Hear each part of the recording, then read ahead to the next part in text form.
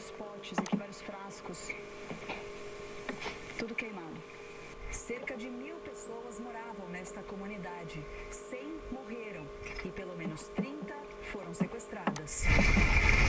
2 semanas depois do ataque, o quibutz está completamente vazio.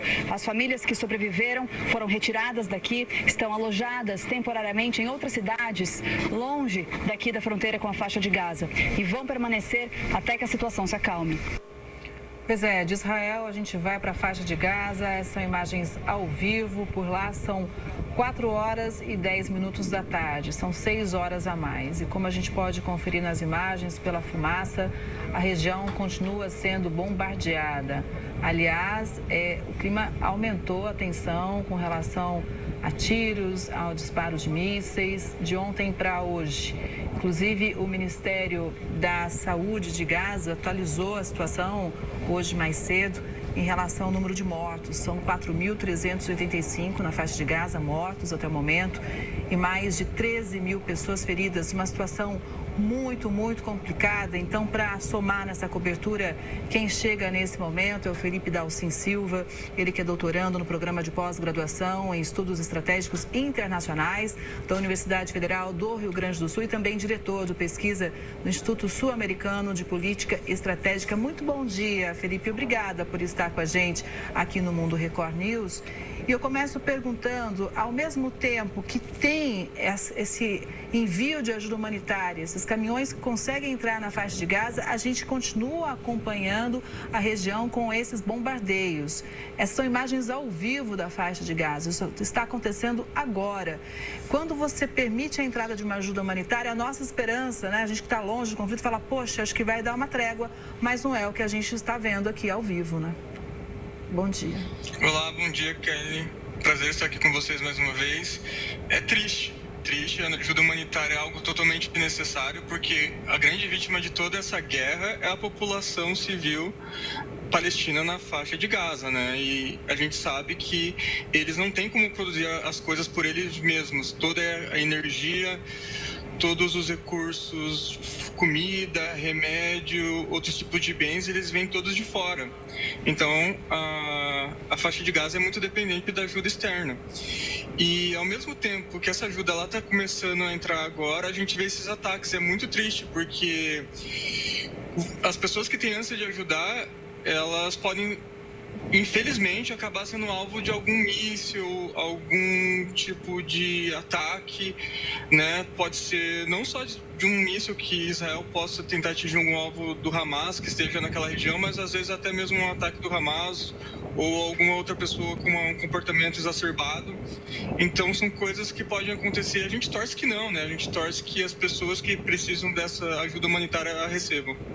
Essas são imagens ao vivo da faixa de Gaza. A gente só lembra que agora há pouco o nosso correspondente, na verdade enviado especial André Zeredo, direto de Israel, disse que na região da faixa de Gaza, mas do lado israelense, as sirenes tocaram 3 vezes hoje pela manhã. Então, um indicativo claro que a região também estaria sendo bombardeada. E quando a sirene toca, as pessoas têm que se abrigar rapidamente para se proteger. Então, Felipe, a gente vê que apesar desse esforço todo da ajuda humanitária, a situação continua bem tensa, são 15 dias já com muitas vidas perdidas, mais de 5.500 pessoas mortas. Eu gostaria também de chamar a atenção sobre esse encontro que acontece no Egito. A gente até mostrou um pouco mais cedo a fala do nosso ministro de Relações Exteriores, se posicionando duramente, inclusive cobrando mais união dos países para intermediar nesse conflito, para viabilizar uma saída das pessoas de lá. Ele lembrou, inclusive, os 3 brasileiros mortos, cerca de 30 brasileiros que ainda tentam deixar a faixa de Gaza e criticou o que chamou de paralisia do Conselho de Segurança da ONU. Como o senhor vê, né, essa reunião de hoje, que foi convocada às pressas, né, uma tentativa de tentar chegar a um acordo para os corredores humanitários? Perfeito. A gente, infelizmente, viu que os Estados Unidos vetou o texto que o Brasil apresentou ao Conselho de Segurança, que era um texto muito bom, né? Porque o Brasil sabia que havia muita resistência se utilizasse o argumento do cessar-fogo por parte por parte dos Estados Unidos, que os Estados Unidos não aprovaria, mas também tinha outro lado que a Rússia não aceitaria aprovar algo que falasse em legítima defesa por toda a questão da que a gente vê hoje também na Ucrânia. A gente tem que lembrar que a guerra da Ucrânia ela ainda continua, né?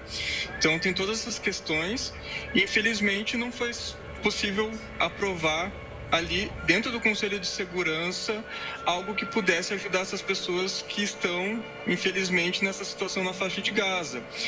Essa tentativa de reunião agora que a gente tem do Egito, a gente ela logre frutos, né? Que ela consiga, digamos assim, pressionar a comunidade internacional no âmbito geral para que as pessoas, os estados, né, não só Estados Unidos, mas como também todos os países que são daquela região do Oriente Médio, que eles se unam para que ajudem a um bem maior, né? Se unam a um bem maior, que é tentar realizar ajudas humanitárias para a população da faixa de Gaza.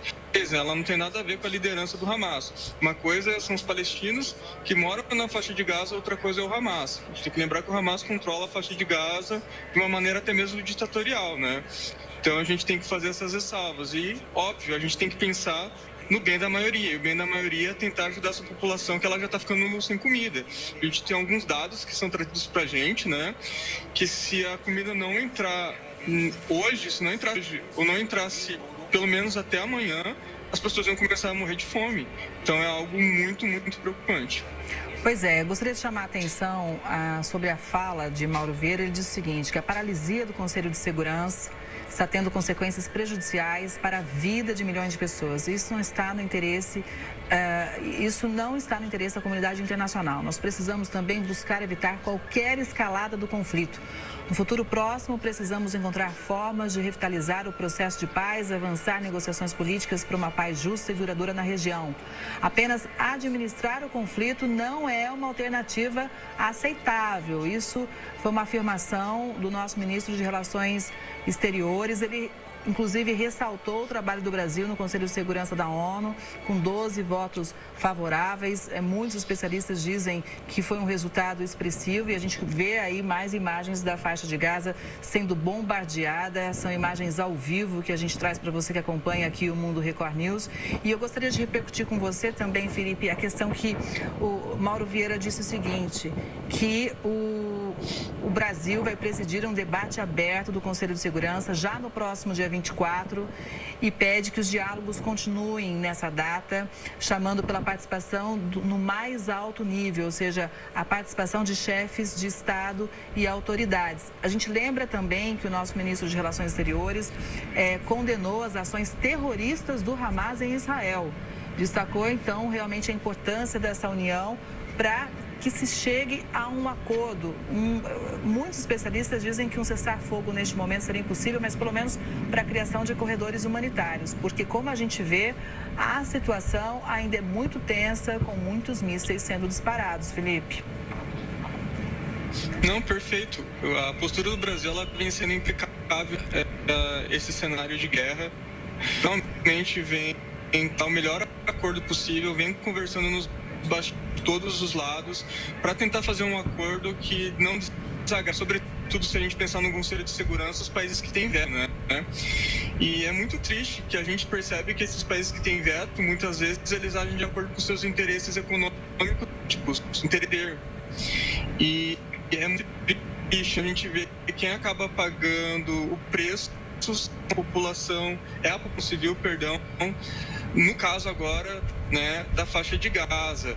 A gente torce, né, para que essa reunião do Egito, que também, mais uma vez, que como é costurado, como é feito, como é o Conselho de Segurança não funciona, muitas vezes de barra o interesse de um outro, né, e se realmente ajuda a começar a chegar hoje, como vem começando a chegar, a gente teria pessoas morrendo de fome, né? Então imagina, você está num cenário de guerra, sem comida, sem acesso à água, né? Sem energia.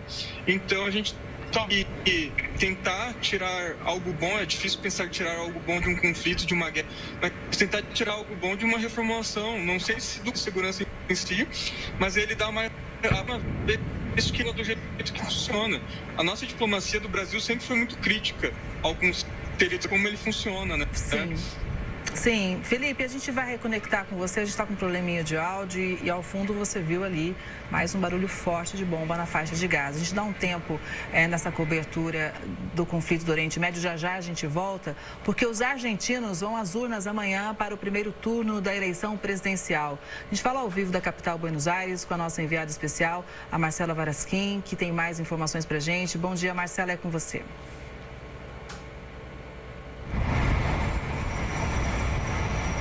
Bom dia para você, Kelly. Bom dia a todos. De fato, há uma grande expectativa para essas eleições.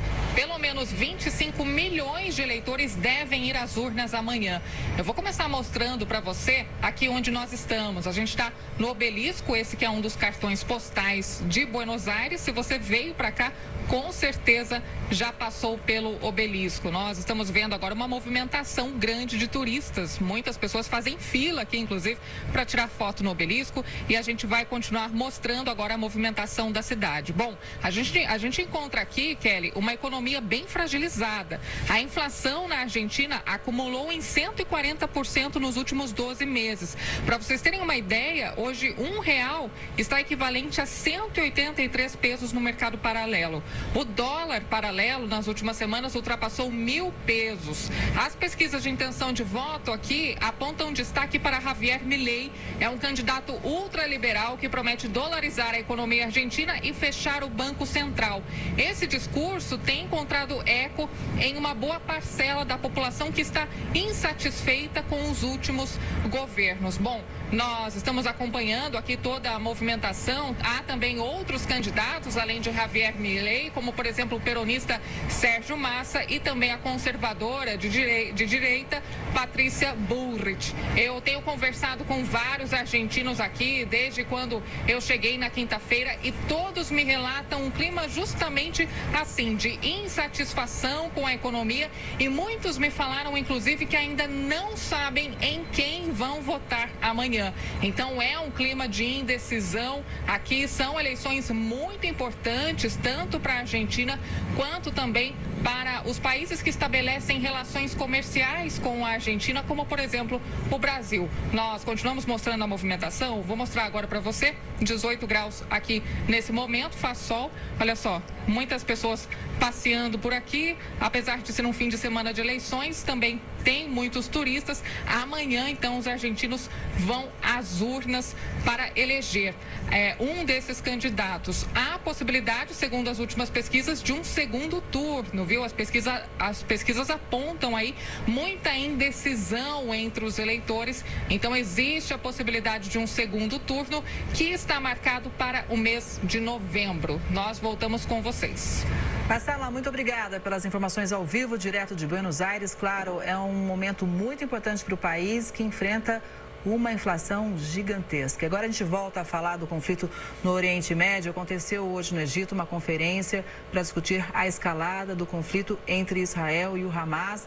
A gente tem mostrado aqui que líderes de pelo menos 17 países participaram. O objetivo foi debater. O evento contou com a presença de líderes do Catar, Turquia, Grécia, Emirados Árabes, Iraque e Japão. O secretário-geral das Nações Unidas, Antônio Guterres, pediu por mais envio de ajuda humanitária para a população atingida pela guerra.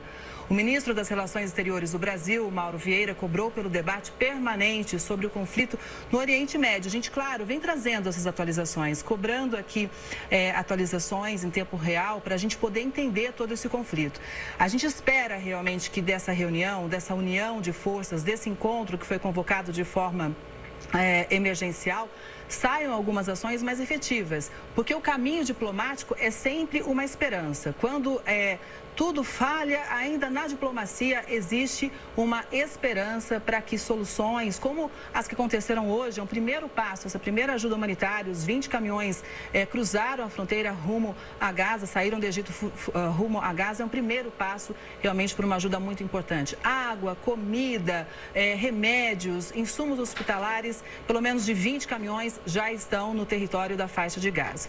E o presidente Joe Biden tenta aprovar um pacote bilionário de ajuda militar, tanto para Israel quanto para a Ucrânia. Os Estados Unidos são os maiores aliados dos dois países, mas a liderança de Joe Biden tem sido questionada por não conseguir avançar em soluções para os dois conflitos. Para entregar entregar o que prometeu, Joe Biden precisa da aprovação do Congresso. O presidente quer 105 bilhões de dólares, ou seja, cerca de 530 bilhões de reais para gastar nas guerras da Ucrânia e Israel, para combater a crise migratória, para apoiar aliados na Ásia contra a China e deixou 46 bilhões de reais para ajuda humanitária. Biden quer tentar convencer os americanos que os Estados Unidos devem manter a liderança mundial. O problema é acreditar em Biden, que vem sendo criticado justamente por sua falta de liderança. Na volta da visita que fez ao Oriente Médio, Biden parecia confuso e cansado ao falar com jornalistas. Longas pausas. Esquecimentos. Dificuldade de continuar o raciocínio. O presidente americano tem 80 anos. Na viagem para Israel, teve pouco protagonismo. Na quinta-feira, em um raro pronunciamento ao povo americano, associou o ataque do grupo terrorista Hamas à invasão da Rússia na Ucrânia, afirmando que os dois países pretendem aniquilar democracias. Moscou reagiu e disse: não é algo que um chefe de Estado responsável deveria afirmar. O megapacote de ajuda de Biden chega em um momento difícil. O Congresso americano está paralisado e não há nem mesmo um consenso para eleger o presidente da Câmara. E os republicanos se negam a aumentar a ajuda militar à Ucrânia, embora defendam o apoio a Israel. Em meio ao impasse, se Biden não tiver dinheiro, as chances de ser entendido serão cada vez menores. As mais de 200 pessoas capturadas pelo Hamas são mantidas reféns na faixa de Gaza. De acordo com as agências internacionais, o grupo terrorista está assim disposto a liberar os sequestrados em troca de um cessar-fogo na região. Israelenses se reuniram em Tel Aviv no início do Shabat, um dia dedicado ao descanso na religião judaica. Parentes dos reféns organizaram um jantar com assentos vazios, simbolizando a ausência das pessoas levadas para a faixa de Gaza pelos terroristas do Hamas. Na mesa, mamadeiras e itens infantis, uma referência às 30 crianças sequestradas. Esta mulher, mãe de um jovem refém, diz que as famílias que estão à espera não conseguem comer, dormir ou sonhar. A liberação das duas reféns americanas e a notícia de que a maioria dos sequestrados está viva reacendem a esperança das famílias. O Hamas teria oferecido ao governo de Israel libertar parte dos 200 reféns capturados em troca de um cessar-fogo imediato em Gaza. Segundo a imprensa internacional, as autoridades israelenses ainda não teriam concordado com a proposta.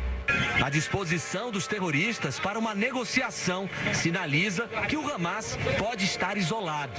O apoio que o Hamas poderia ter por parte de outros grupos, por exemplo, o Hezbollah no Líbano, tem sido muito limitado.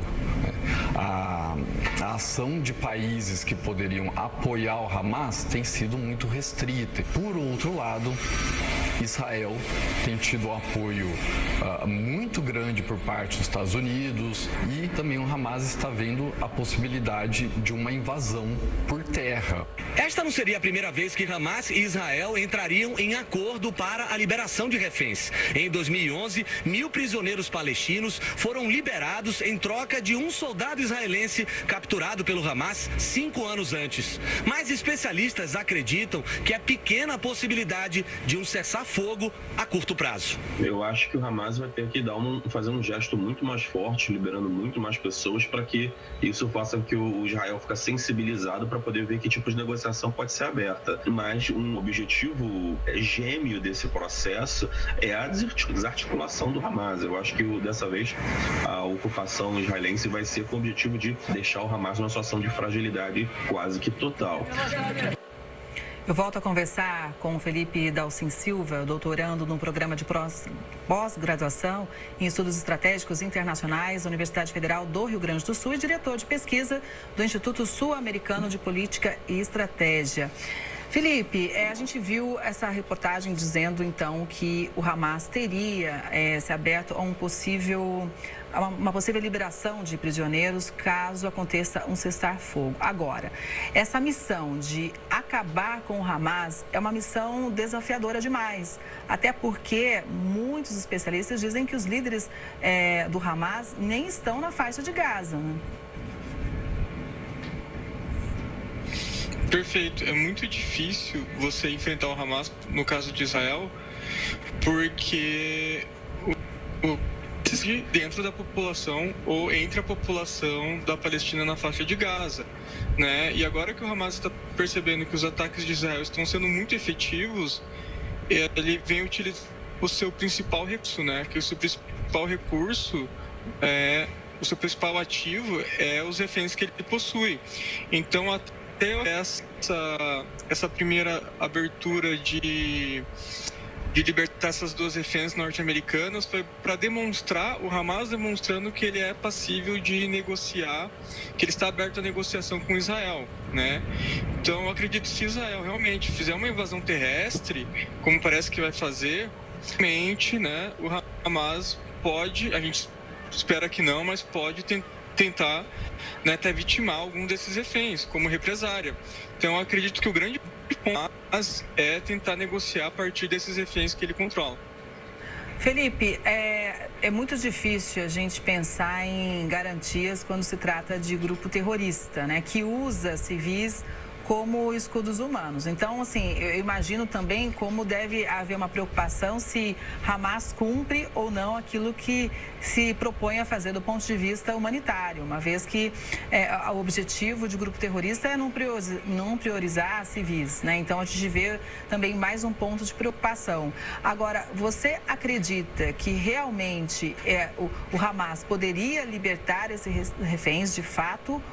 Porque os objetivos do grupo terrorista já teriam sido alcançados, vamos dizer assim, a partir do momento que abalou uma possível aproximação entre Israel e a Arábia Saudita, está mobilizando protestos no mundo todo pró-Palestina. Você acredita que esses seriam os principais objetivos do Hamas nesse momento? Ou seja, abalar a imagem internacional de Israel e também complicar ou inviabilizar essa aproximação com a Arábia Saudita?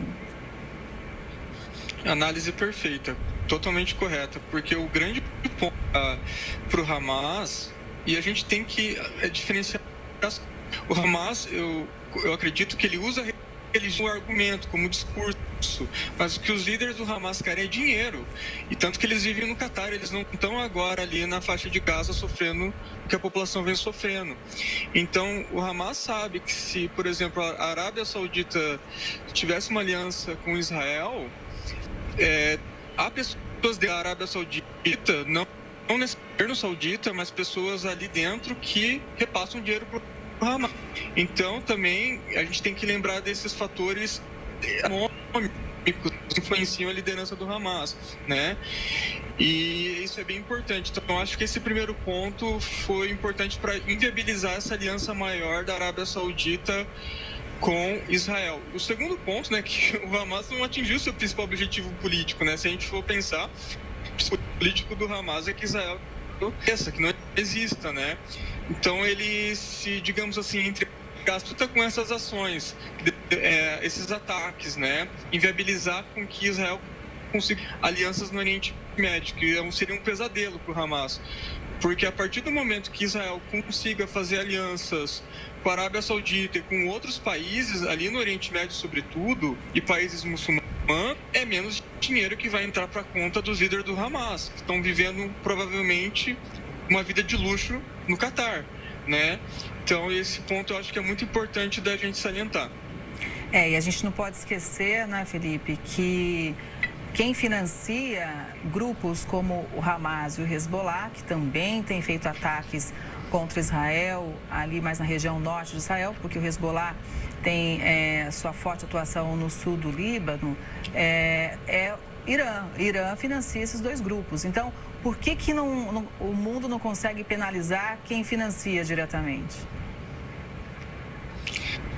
É difícil, sabe? Muito difícil. O Irã é um estado, né, diferentemente Hezbollah, por exemplo, e também ele tem um poder militar, eu te diria, importante, e até uma influência política importante, influência política do Irã, por exemplo, na Síria, né? E tem essa influência política do Irã crescendo no Iraque, depois dos 20 anos que os Estados Unidos ficou lá, agora a gente tem uma importância dentro do Iraque.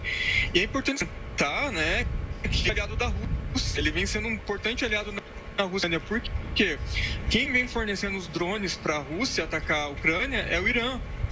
Então, como que você vai votar algo de segurança? O Irã se tornou um aliado da Rússia. Então, é muito como uma ação contra o governo iraniano, né, que vem fomentando esses grupos os terroristas, né, como a base do Hezbollah. Então, é muito complicado porque a gente vê que tem uma por trás ações mais concretas. E as grandes gostam de salientar disso, elas não agem pensando muitas vezes na política. Elas agem pensando nos seus políticos e geopolíticos, né? Exatamente. Felipe, obrigada pela sua análise, viu? Foi bom te ouvir.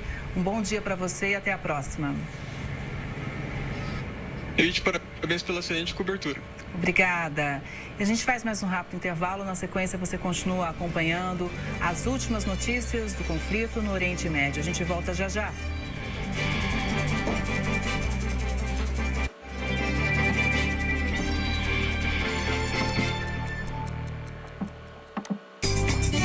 Aqui no Record News Rural, você fica por dentro das novidades do mundo